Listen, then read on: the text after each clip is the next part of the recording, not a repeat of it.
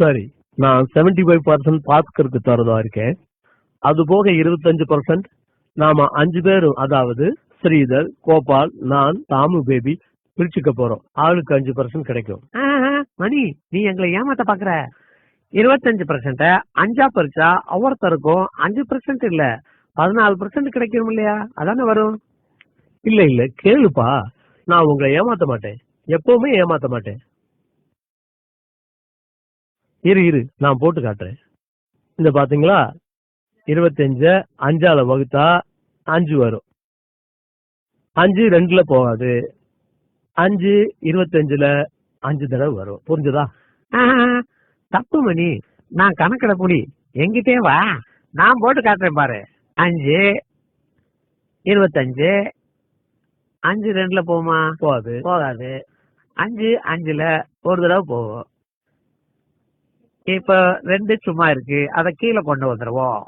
5ஆல 20 வகுத்தா 4. கணக்கு இப்படி போடணும். 25 5ஆல வகுத்தா 14. ஓ நோ, நான் உனக்கு புரிய வைக்கிறேன். இதோ பாரு,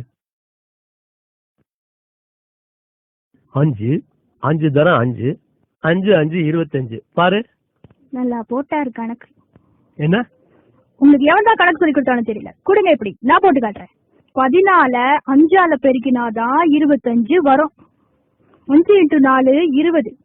5 1ஆல இன்ட்டு பண்ணா 5, மொத்தம் 25. அவ்வளவுதான்.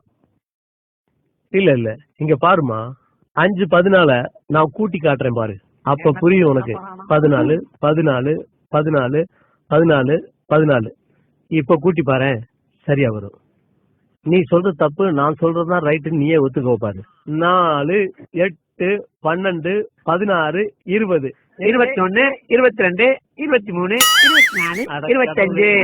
அது கணக்குல ஏதாவது டவுட்னா என்கிட்ட கேட்டுக்கப்பா. அடச்சா.